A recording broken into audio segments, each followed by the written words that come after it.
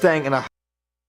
You know, we say that you become what you think about most of the time, but you also become what you say to yourself most of the time. Yes, sir. For example, simply repeating a positive affirmation such as, I am ready to tackle the day and do my best work, each morning before you leave your home can go a long way toward boosting your motivation. The very best motivational affirmation are the words, I like myself and I love my work. I like myself and I love my work. I love myself. You got it. I like myself and I love my work. Myself and I love my work. Nothing is more motivational than that first thing in the morning. Now, the secret behind positive affirmations is what I just told you. You become what you think about most of the time. In other words, if you tell yourself each morning that you are motivated and inspired, that you love your work, that you like yourself, that you can hardly wait, it won't be long before you actually come to believe it. Next, celebrate wins. When you check a task off of your to-do list, no matter how small that task might be, it is a victory that motivates you one step closer to your goals. It can be easy to have a negative attitude about work, and a negative attitude is like cancer to motivation. Rather than being down about the work that you have yet to complete, take the time to celebrate your accomplishments as you work. This doesn't mean that you have to throw a party each time you complete a task. Instead, take time to stretch and smile and reflect on your good work. It's all that it takes to boost your motivation in a meaningful way. For example, give yourself a cup of coffee when you complete a small task. Give yourself a stand up and stretch and walk around the office when you complete a task. Go for lunch when you complete a task. But if you set a finish line for each of your tasks, you'll be unconsciously motivated to get that job done. Next, set your own goals. Goal setting and motivation go hand in hand, and research has shown that when you have control over your own goals, you're more likely to reach them. Most employees have their goals set for them and are not in a position to create goals for themselves. What you can do, if you find yourself in this position though, is to speak to your manager and request to be a part of the goal-setting process. Tell them that you would like to set goals for yourself as a means of motivation, and they will likely be happy to oblige. Start with small goals and then work up to larger and larger goals. If you're given the green light to set your own goals, you will want to make sure that you're setting goals that will actually push you to do your best work without pushing you beyond the limit of what's possible. If you need help setting beneficial goals, a SMART goals template will help.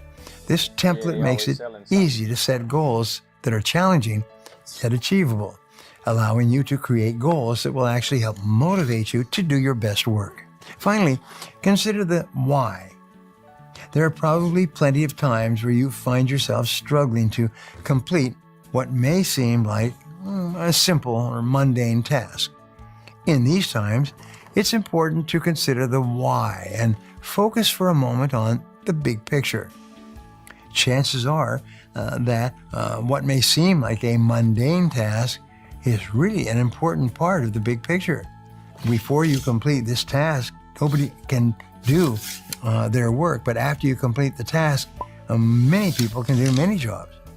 By taking the time to consider how your work is helping to make it all possible, you can refocus yourself and muster the motivation to get the job done.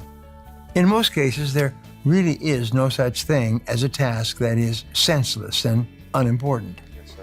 We all have a why behind the work we do, and sometimes it can be very helpful to consider this why. Now, what have you learned in this video that you can use to help keep yourself motivated and get more work done faster and easier than ever before?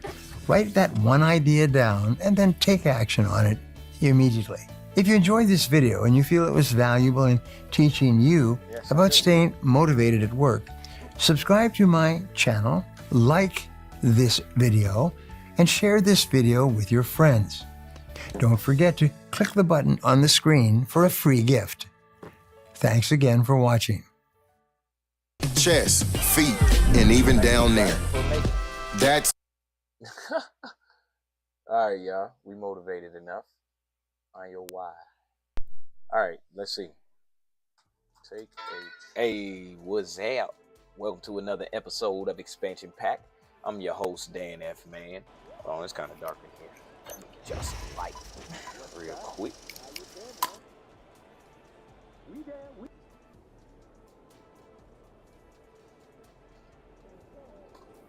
That wasn't much light, but light is. All right, so we are back on Find Your Way Wednesday. Let me see. We are on our way. I ain't even got to look at the topic today. We on our way. So let's get this motivation in here. Let's get started. Motivation for today.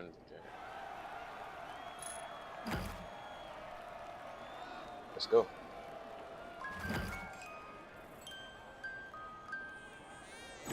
Big ideas. I'm tired, Alfred. I ran a quarter mile and walked home. I walked home and sat on my couch and cried. You need to love pain. Love it. You need to love it. If not, stay with me. The biggest mistake a person can do right now, no matter in which situation you are, is to give up. What I've learned is to always keep going. Everybody has a turn back moment. You only lose when you give up. You don't start things and not finish them. I should put the past behind me. Let me be very clear. I'll never give up. It's much harder, it takes much longer than what people expect. If your definition of success is win or lose, giving everything you've got and growing or learning along the way, then you're setting yourself up for success. I really think the biggest long-term goal is, and knowing if you keep driving forward and never fucking quit, in the end you will succeed.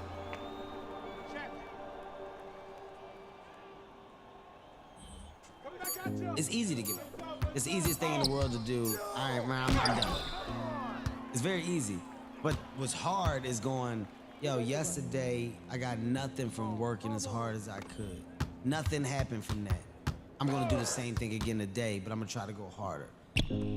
I will win, I will win, I will win. When that negative voice pops into your head and tells you that you don't have it in you, that you should give up and go back to your old ways, that you don't have any chance at succeeding, you must tell yourself that you will win, as conviction is one of the greatest powers that you possess. But if you want to see if you're a brave person, what they call the 4 o'clock in the morning courage, wait when things go completely to pieces, when things are the worst, when your very best deal falls apart and your rent is late and you're tired and you're sick and everybody's mad at you and your car doesn't work, then it's the person that picks themselves up and says, nothing is going to stop me. Life is a storm, my young friend. You will bask in the sunlight one moment, be shattered on the rocks the next. What makes you a man is what you do when that storm comes. There have been times, particularly early in my career, where it just feels like this is the end. But what I've come to find out, one foot in front of the other, good, bad, or indifferent, is eventually that storm passes. You're going to lose sleep. You'll doubt whether it'll work. You'll stress to make ends meet. You won't finish your to-do list. You'll wonder whether you made the right call and have no way to know for years. This is what hard feels like, and that's okay. Everything worth doing is hard, and the more worth doing it is, the harder it is. The greater the payoff, the greater the hardship. If it's hard, good. It means no one else will do it. More for you. Your failure, and then you're getting back up. The man who never fell has no glory. The man who fell and got back up That's where his glory is. The man who fell 20 times Yes, sir. and got up 21 times, that man has even greater glory. You have a moment where you can go forward or you can give up. The thing you have to keep in mind before you give up is that if you give up, the guarantee is it will never happen. Right. When you're afraid of something, you have to master it. That's how you start to overcome it. So what I realized, when I get to that point where I want to quit, everybody, they get to the point where they want to quit. This is what happens. The mind tells you, let's go home. This is not right. This is that. If you cannot answer the questions at that moment, because your mind's going to start giving you all these questions. And if you can't answer them, you're going to quit. All about heart and spirit.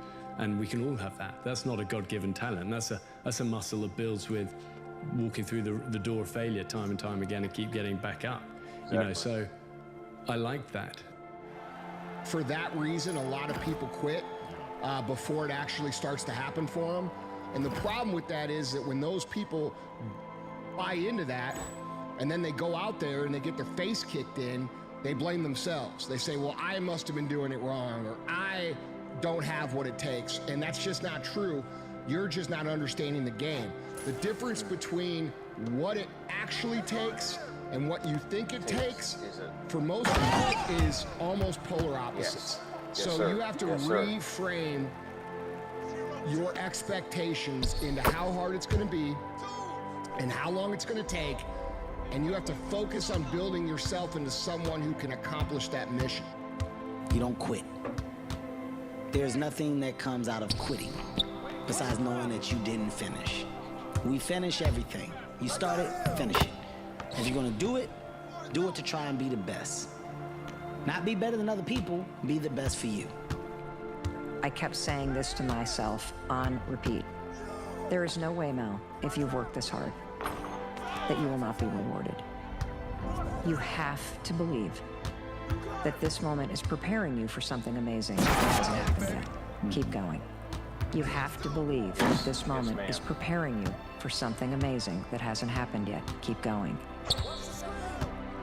I'm clear on what this path is supposed to look like. And these rocks and these dragons are things that I'm going to have to slay along the way to get the princess or get the treasure. I get happier about the harder it is because I know that no one else will follow. Yes, sir. The great expression of courage is to persist in the face of adversity, but to persist when things really get rough.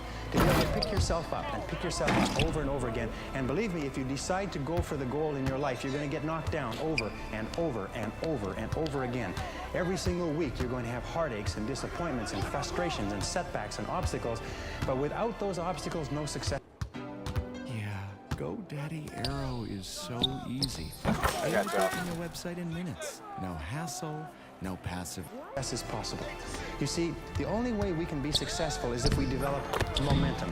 And we cannot develop the momentum unless we are struggling with obstacles. And struggle with adversity goes hand in hand with all great success.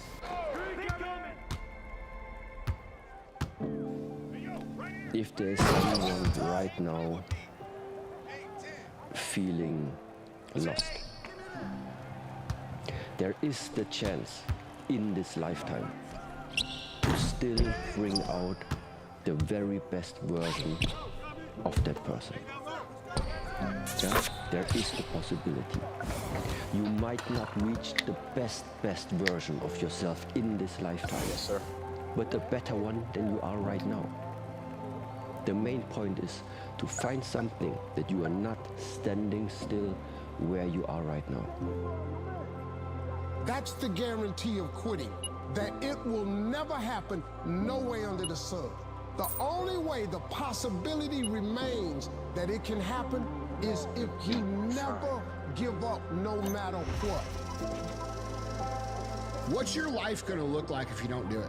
What's your life gonna look like if you don't go out and build what the you want to build? That you have this little vision in your heart and in your mind of what your life should be like. And what are you going to feel like if you don't go do that?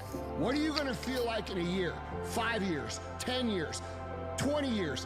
When you die, what are you going to be saying? Because I can promise you, bro, that dream ain't going away. That dream was placed in your heart and in your mind. It is your purpose. So how do I do it? How do I turn my dreams into reality? What's the first thing anyone does before they start their day?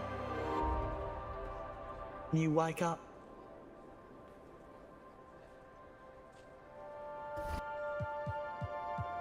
I would say never give up. And that widens out to whatever lens you want to put it in. I think as long as we are breathing, we have a chance. We are all eventually going to get to the finish line. I don't know, if you just attack every day with persistence and effort and, you know, follow your excitement and enthusiasm and never give up, especially through those hard times, because I'm not going to act like it's all roses and candy canes. There'll be a bunch of hard times. Just do your best, try to do the best you can, and never give up.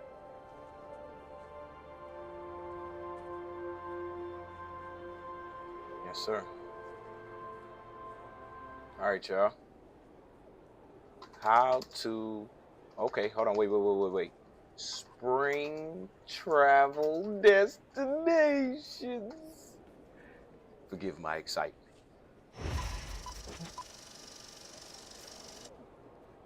We on our way, y'all. If you go on vacation, we on our way. you leave an Find empty your way house. Wednesday. Spring Hey, is just around the corner. let's go. Making now the perfect time to plan your next trip. Where y'all Whether you going want to to? see cherry blossoms in full bloom or walk along the pink sand beach.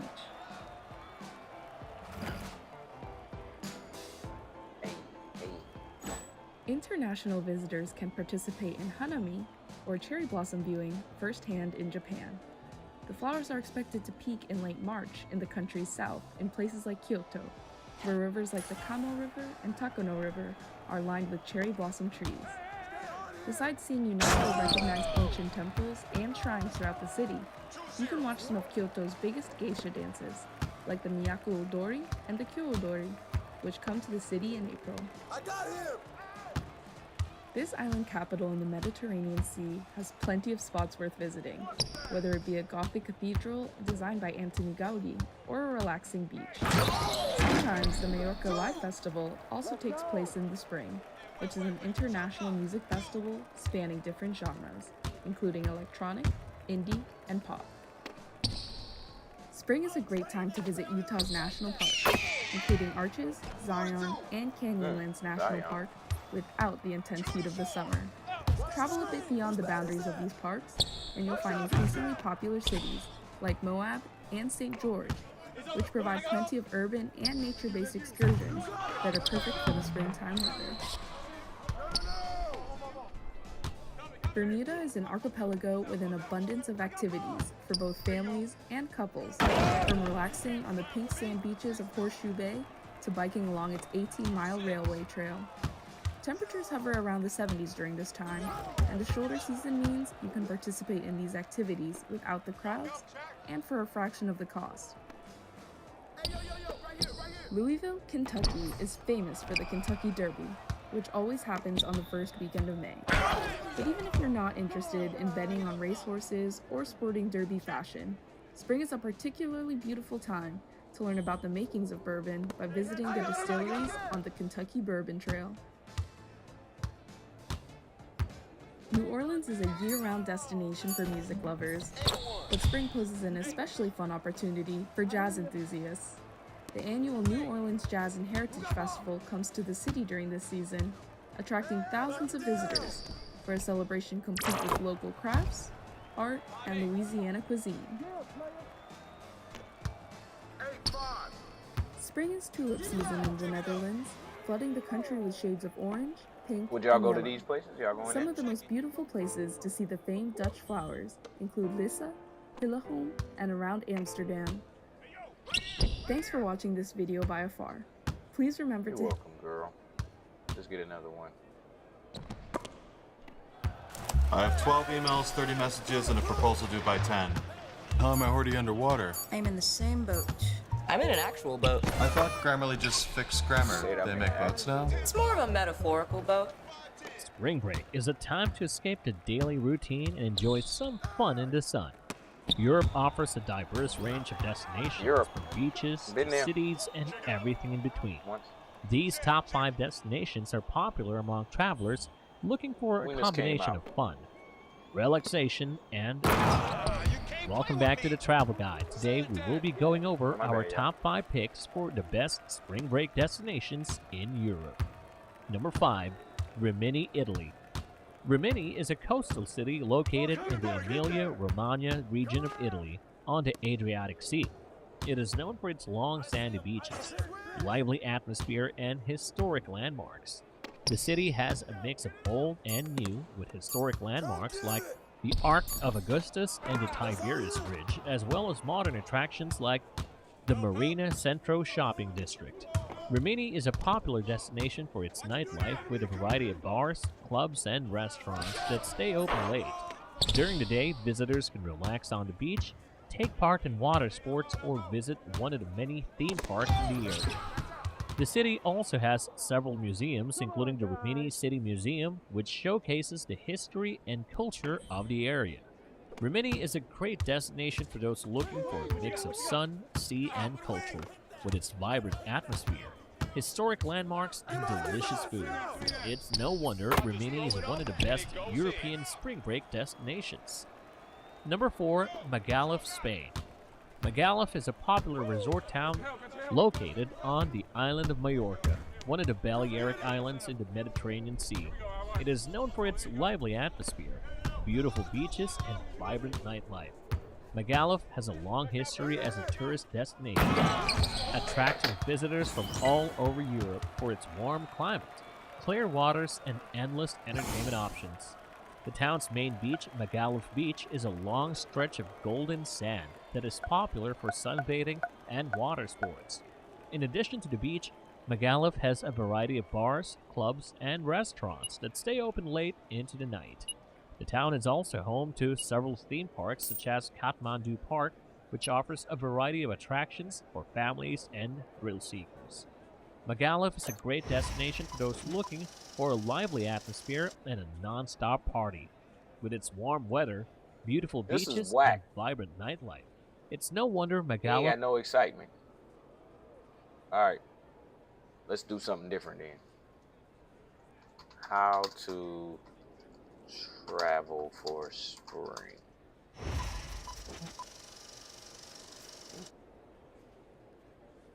Here we go. Earn Pretty points sure I on can't rent play at this, any home but I will. with Bill.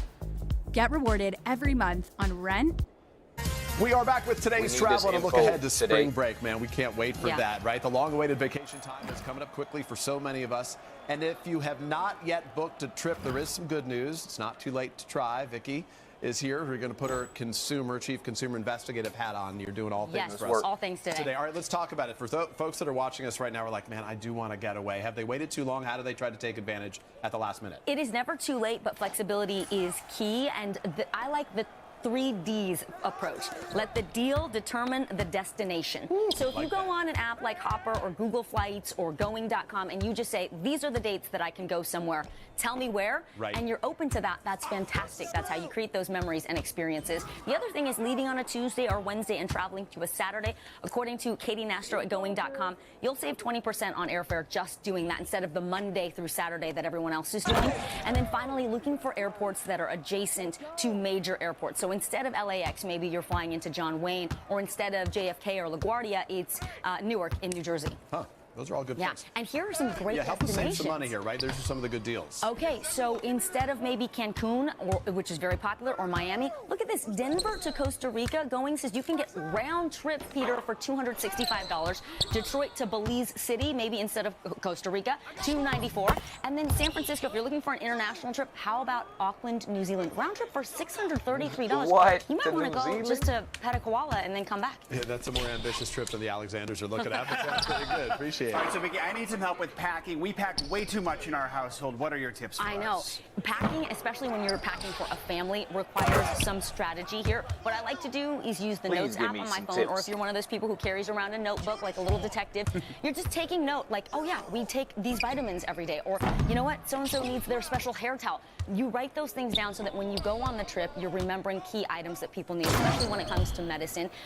The game changer here is packing cubes. I resisted this for a long time, but not only are they helpful for organizing, like you see there on your screen, putting pants with pants, shirts with shirts, but there's a next level called a compression packing cube, where there's an extra zipper, and then you're like smushing down. You don't need a vacuum, but you do need strong arms to push it down, and that will get you another 20 to 30% space in your luggage there. And then looking for items that can do double duty, like, well, for us women, ballet flats that can go from day to night, for example. And then there's this TikToker, Yen. She mixed and matched outfits and got 17 different looks for one trip. That doesn't mean she brought 17 pants. It's 3 pairs of pants that go with 3 different tops, scarves, mix and match those accessories. There's a lot of ideas out there for ways that you can create those looks without filling up the whole suitcase and taking like 7 bags. All right, real quickly, you're packed, you're flying. What are some tips to make that easy?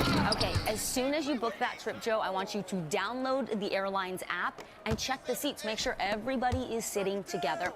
Then something as cheap as a $10 home luggage scale. If you're going on a long trip, you don't want to get to the airport and realize, oh, we're 10 pounds overweight and paying more, or having to take items out. And then finally, the AirTag is a big relief for folks who are worried about losing their bags. 15 airlines will accept it, including Delta and United, as a way of locating your bag if, God forbid, it gets lost. Our deal? No checking bags on these road trips, kids. Everything stays on the plane. Road trips, one last thing, everykidoutdoors.gov. This is a website you got to check out. You have a 4th grader at home, so if you don't want to fly and you want to take a road trip, if you've got a 4th grader in your home, you get into every national park, marine sanctuary, wildlife refuge for free with that 4th grader and all the kids 16 and under in your house, and 3 adults. You can bring a neighbor. And that's through August? Yes, through August 31st. Where they got RNG and all that, .gov. Sign up for it. Ricky, we appreciate you. Hey, thanks for watching. Dan, don't forget, you can catch the Today that's how Show you feeling on national TV, my boy? NBC. Hey, I'm going back on mute. We're turning up on TV for just follow the Today podcast on Apple Podcasts, Spotify. All right, y'all. Now we did some travel fun. All right. So, safety tips for traveling this spring. All right, here we go. That's 2022. 2025.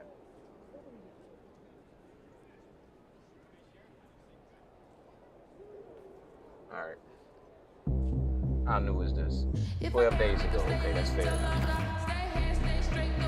Tatiana Cash has a few safety tips from those experts that we want to hear about this morning. So, Tatiana, big question here is how can we stay safe?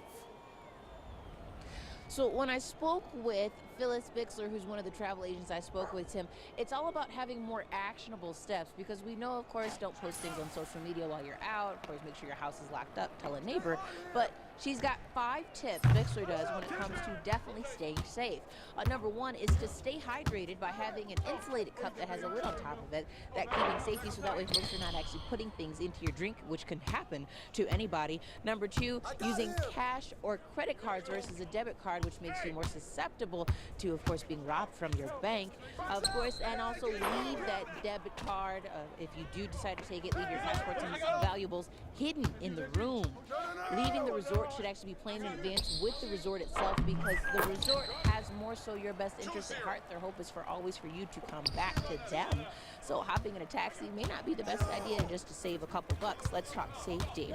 And of course, do not leave all your belongings hidden in your car. If you do that, there's a higher chance when predators, in a sense, are walking by looking through car windows to see what they can or can't take. They might hit the jackpot and you come back to having nothing in your vehicle.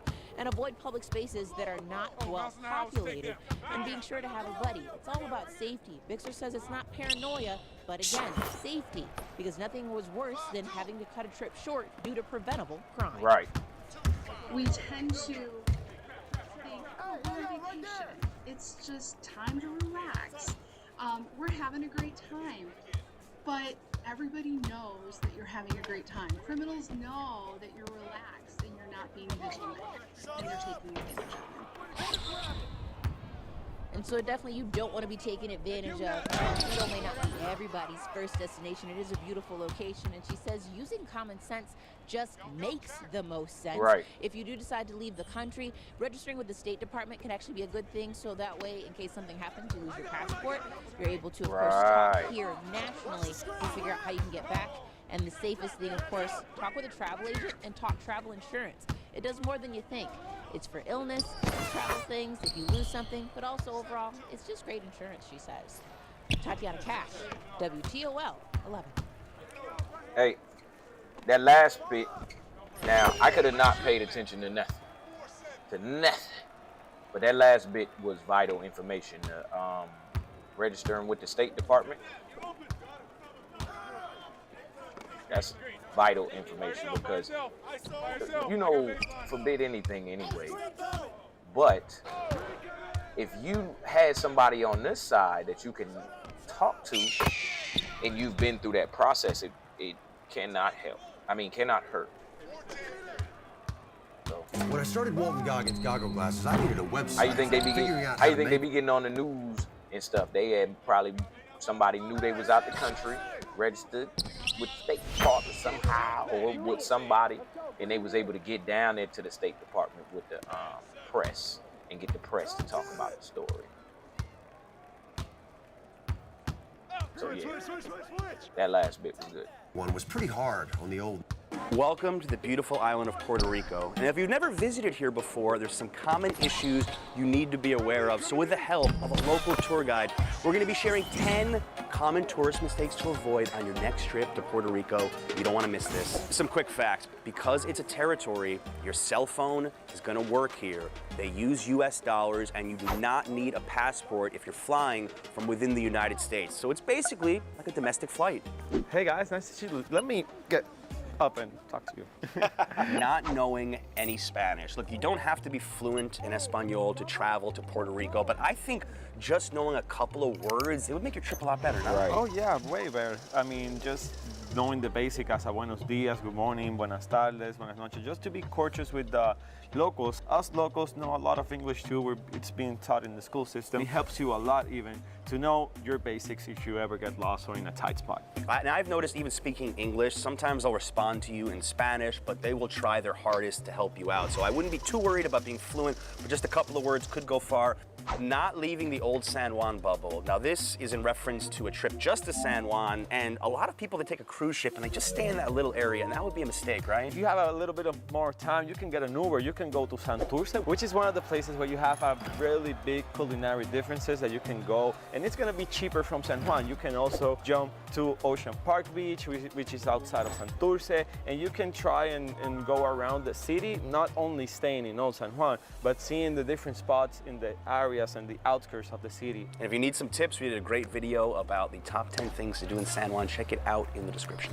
Not renting a car. And if you are planning on leaving San Juan, you basically have to have a car. Yes, you can do Uber around the city. So renting a car is gonna get you the best and most amazing experience because public transportation here is not that very good, and even the taxis and Ubers, the few Ubers you can get out of the city is gonna be very, very expensive at the end of the day. If you don't rent a car and you just want to get a taxi to like the north or west side of the island, it costs you hundreds of dollars, where a car, I don't know, $50 to $100 for a day. Yeah, exactly.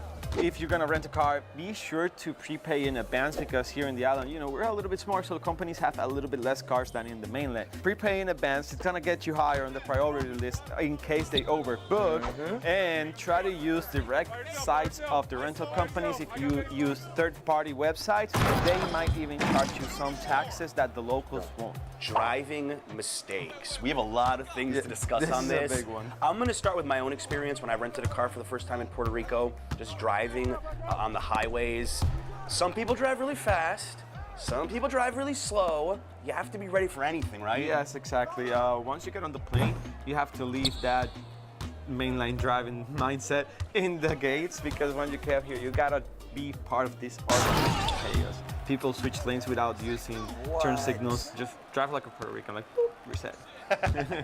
Now, going to a gas station here compared to the mainland U.S. is a different story because they use liters and you don't pay at the pump. Yeah, exactly. So if you see the price and you're gonna see it's gonna be like, right now it's almost $1. Don't be excited, it's not gallons, it's liters. So yeah, once you basically equalize that, it's almost as expensive as the mainland right now. And you have to pay most of the times inside of the gas station. We want to fill up number 2 regular. I would say 99.9% of our pumps do not have in-station credit card system. Some roads might be closed up, some roads might be turned into one lane, so keep an eye on that. If you're gonna enter or merge something, be on the lookout. Like I mentioned earlier, Google Maps, Apple Maps, and Waze work super fine here on the island, so those are gonna be your trusty allies. And worst case, if you get lost, the locals are so friendly, just ask them. Yeah, I mean, Puerto Rico is 100 miles by 35, so you're not gonna get that far. You can't get that lost, yeah, right. Exactly. Road signs are all in Spanish, but the symbols look exactly the same as they are on the mainland. Just something to be aware of. I feel like too many tourists just stay in the San Juan, El Yunque rainforest bubble. And here we are in Agua Dia, just a prime example of getting outside of that area and exploring this beautiful island. Honestly, for me, San Juan has a lot of cultural and historic significance, but the outside of the island is actually where the most natural beauty and the best food is. Plus, it's way cheaper than being in the city, which we know it's gonna be really, really more expensive since it's very touristic. And if you need some ideas of getting off the beaten path, check out the last video we shot, and better yet, take a tour with this guy and his company, because it's what you specialize in. Yes, exactly. So if you want to have a little bit more in-depth experiences and know a little bit more about culture, I also have my YouTube and I do tours. If you have to travel for work a lot, your place is probably empty a lot. Make it an Airbnb. Let's go. And let it work for you. I like Puerto Rico. Insider tip. Start your trip in San Juan. If you want to stay longer, rent a car and then drop it off in Agua Diaz Airport on the west side of Puerto Rico and do some adventures here. And that way you can see 2 distinctly different sides of Puerto Rico. Very good idea. All right, so as you can hear, bringing earplugs for your trip to Puerto Rico, I would say, is a very important thing because you might run into this, you might run into loud music. There's so many things you could run into trying to sleep, right? Yes, exactly. You have loud cars, loud music. Us Puerto Ricans and many other Latinos, we like to party almost every day of the week. Plus you have animals in the really early morning like roosters, birds, and in the night you have bring the earplugs. Very loud crickets. And if you're near a touristy area like San Juan, something like that, you might have the airport near too. If you're curious where we're filming, this is called Pintalto. This is a little residential area of Agua Dia with some beautiful murals, which are amazing to take photos of. Not budgeting for your trip. There's a misconception that Puerto Rico is a cheap destination. It's not always entirely true. Yes, you could do cheap travels if you go outside of San Juan and stay a little bit of it in different areas. It's gonna be cheap. But if you stay in the city, if you go out drinking every night, you go to fancy restaurants, it's gonna get expensive really fast. Also, I would say shopping for regular goods, even at Walgreens, but for clothing, 11% sales tax. So it's actually cheaper to shop at the mainland than it is to shop in Puerto Rico. No surprise, the weather is hot and humid here year-round, and you've had some clients who underestimated the heat and the sun, right? The heat here is no joke, so if you're gonna come here, you gotta have fresh clothes, but still you have to protect your skin because the sun here, it doesn't joke. Even us as locals, we're not standing in the sun out. We know sometimes we even layer up because sun really hits you out here. Yeah, definitely, but bring your SPF. You do not want to get a bad sunburn on your trip or it's going to ruin it. Thinking that Puerto Rico is not a safe destination to travel to. Don't go alone at night in some shady areas or really, really dark places of town, just like you would in any other city, and you're going to be fine. Locals here love to help out and are welcome you with open arms. Sometimes you might encounter, if you're going to a little bit of a desolated beach or something like that, that there are some locals there that are asking maybe for a few dollars to watch over your car. I always say it's better to give them the few dollars. I've had some instances of friends and even tourists that they brush them off or even talk to them in a little bit of a derogatory way, and they get their things stolen or broken into. So Why get yourself a headache for over like $2 or $3? Just give it to them. You're helping the locals out. This may be the biggest mistake you can Right, make coming get him here, that not money. adjusting to island time, especially for my New Yorkers watching, expecting everything to be as efficient as fast as it is from back home. As Puerto Ricans, we're always a little bit late, you know, we chillax with that a little bit more. We've had some instances that the restaurants and bars say they're gonna open at 3, they literally get there at 3, so until they open, they prep or whatever, it gets even later than that. Or it's gonna say it's open and it's not. Yeah. Try not to worry too much about it or blast everyone on social media. You know, us Puerto Ricans, we function at that way. It might not be the most efficient way, but hey, you're in Puerto Rico and you gotta chillax, man. And you know, don't get upset if your food takes a little bit longer than you expect. I say just embrace it. You didn't come to Puerto Rico for everything to be exactly the same as your back home. You came here to relax. Exactly. You came here to slow down. So it actually helps you slow down. Check out our Puerto Rico playlist link down below for some ideas of things to do when you visit. Now this was good. Y'all think about going to Puerto Rico.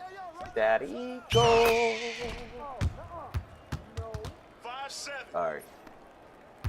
Now we got to get something educational, something fun for our spirit, other than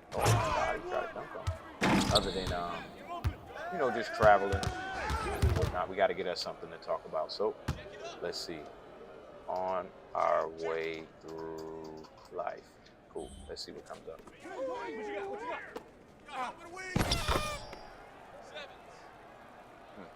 Can't do that. Gotta pick something, go.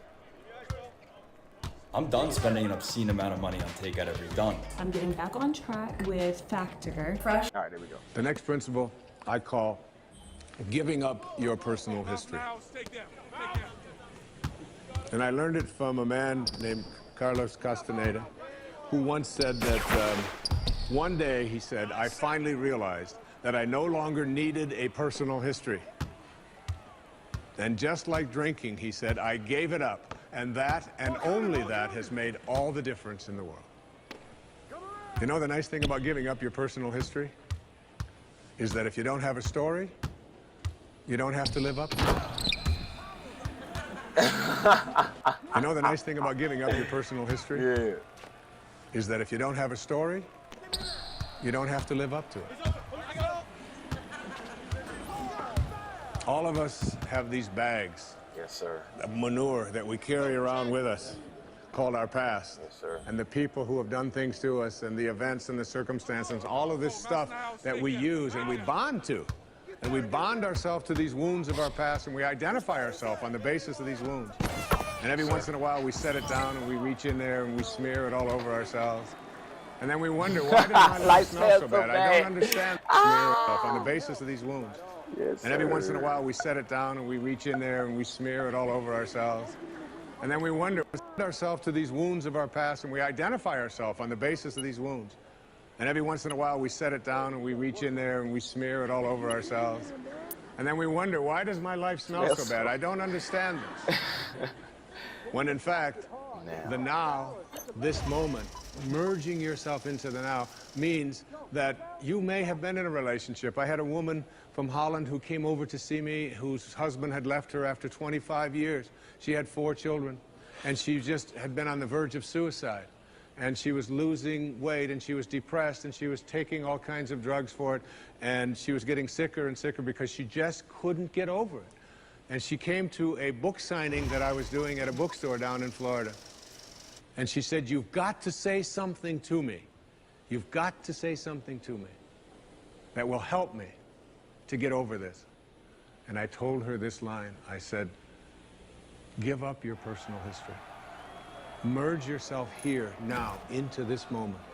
And those 25 years are something, if you want to understand how to do it, think of your past as, oh, this hat.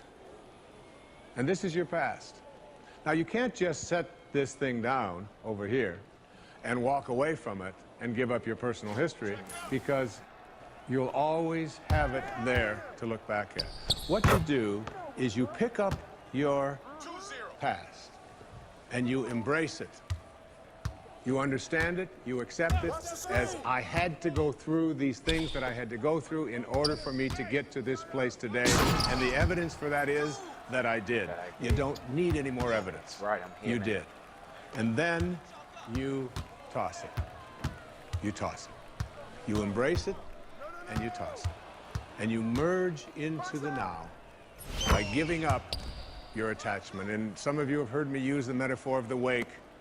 Alan Watts talked about the wake is not what drives the boat. The wake is just a trail that is left behind. That's all it is. And so is the wake of your life. And the wake doesn't make the boat go. Right. And neither does the wake of your life, the reason why your life is going in the direction that it is. The wake is a trail that is left behind, and it's an illusion to believe that it is the cause of your suffering or your struggles or your difficulty. Give it up. Let it go. Embrace it, understand it, get help doing that if you must, and then move into the now. The next principle I call, it's from a line of Albert Einstein. He said, you can't solve a problem with the same mind that created it. Yes. Oh, thank you, Lord. Thank you, Lord. In order to work at solving these things called problems in your life, you have to change your mind. It is your mind where they live. It is your mind that created them. There is where you experience them. They're all illusions. You must change your mind. Literally rewrite your agreement with reality. One of the things I had said earlier is that one of the most difficult things to do in the world is to admit that you were wrong. Admitting that you were wrong is nothing more than saying, I have been making choices with my mind that have created things in my life that are not working. And I no longer intend to continue making those choices. Yes, sir. The next principle I call, it's from a line of Albert Einstein. He said, you can't solve a problem with the same mind that created it. In order to work at solving these things called problems in your life, you have to change your mind. It is your mind where they live. It is your mind that created them. There is where you experience them. They're all illusions. You must change your mind. Literally rewrite your agreement with reality. One of the things I had said earlier is that one of the most difficult things to do in the world is to admit that you were wrong.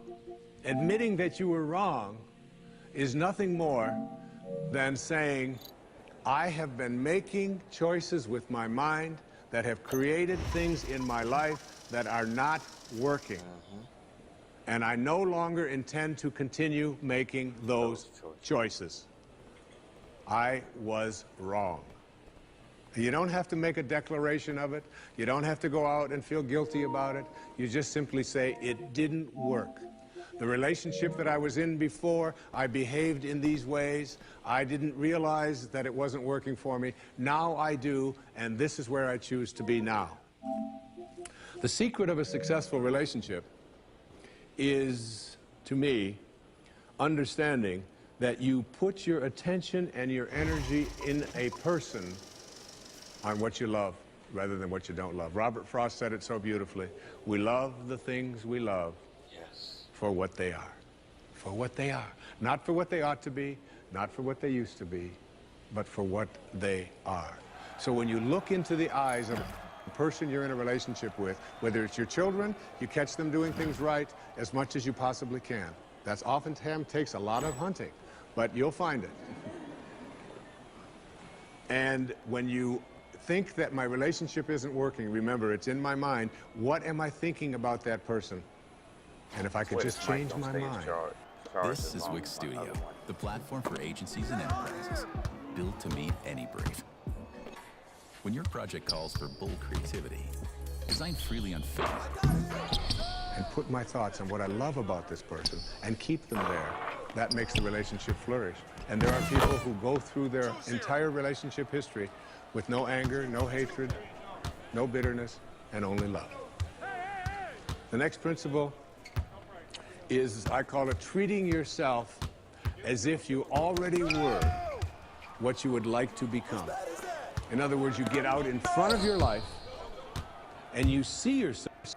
The next principle is, I call it treating yourself as if you already were what you would like to become.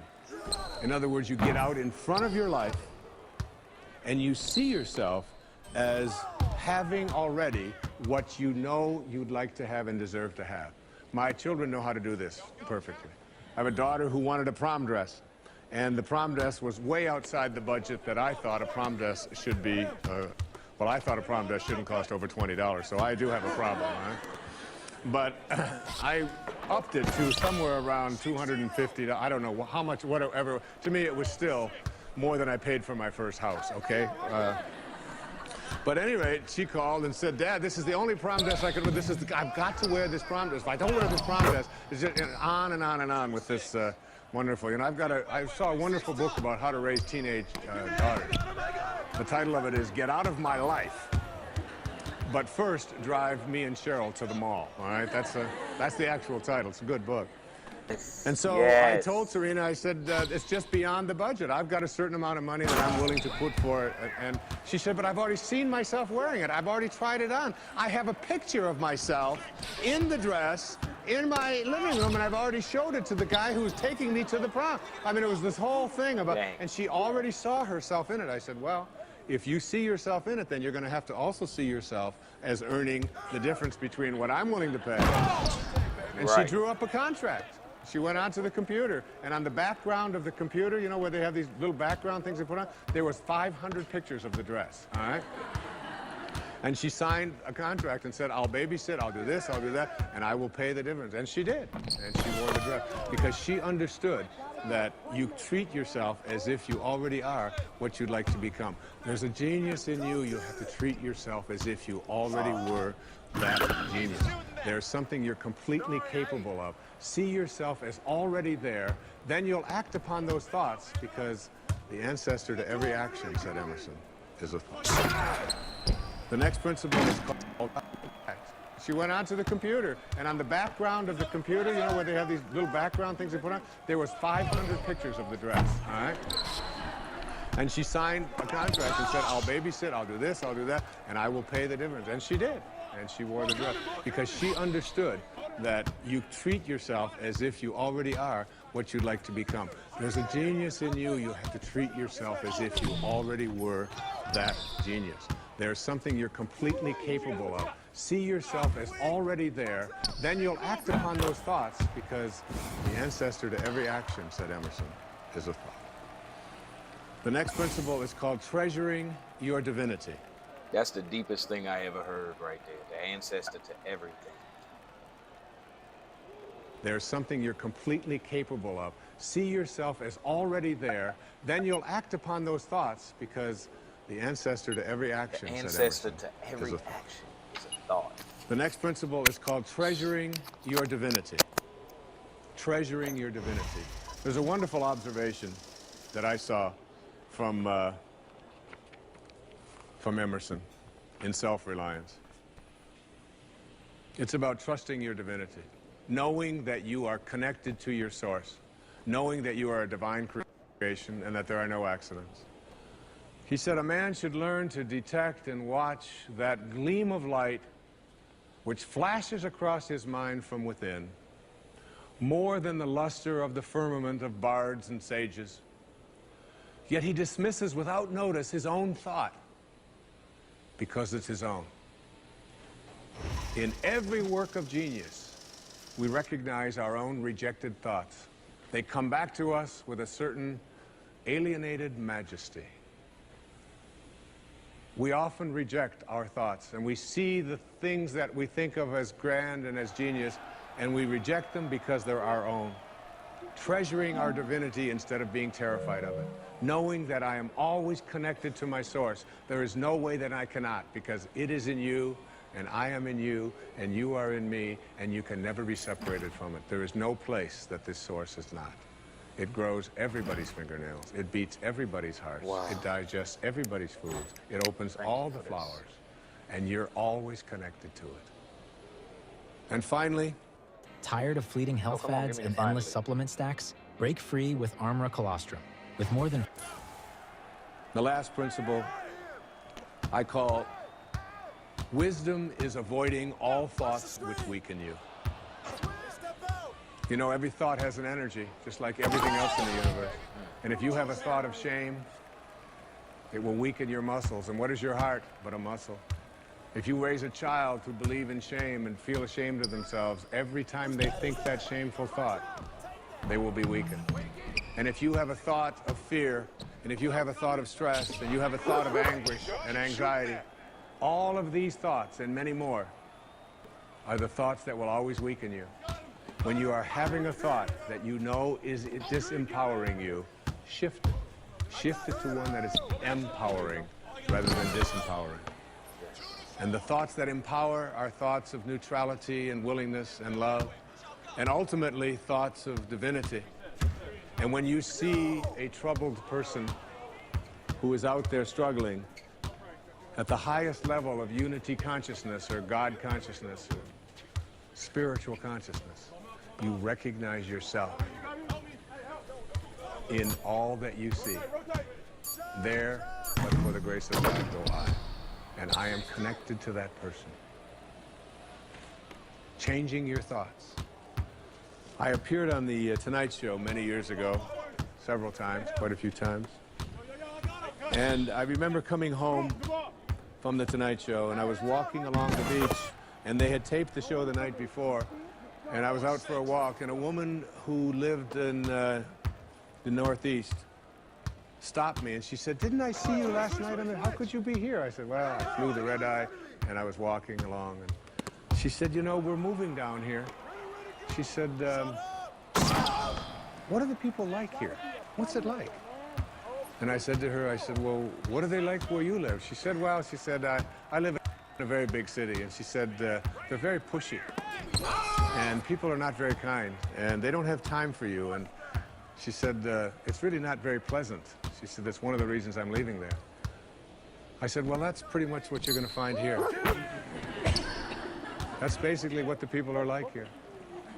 On the way back on the same day, someone else who had seen me the night before on The Tonight Show, who had lived in the Midwest, stopped me and asked me almost the same question. She said, "You live here?"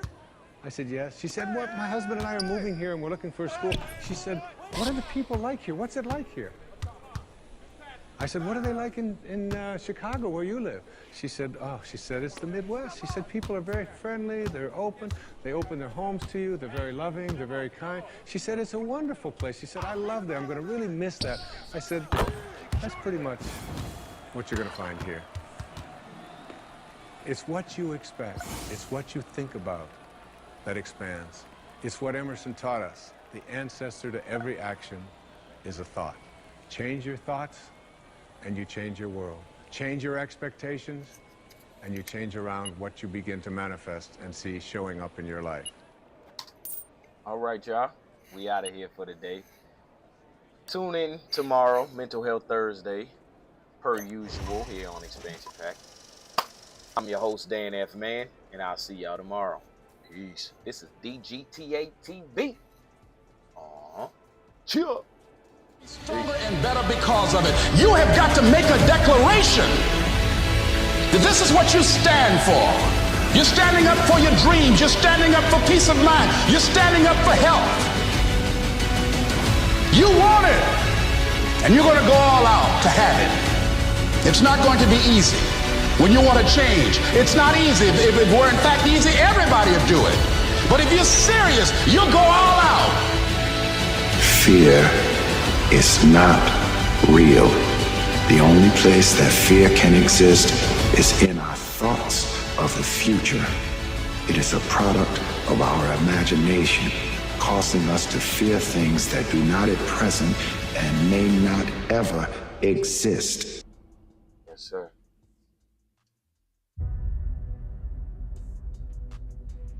And no more weakness.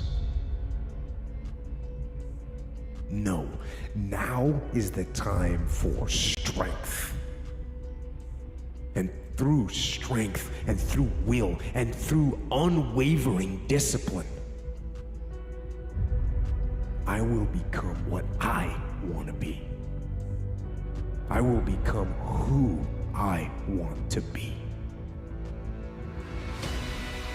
And then, and only then, will I rest and say no more.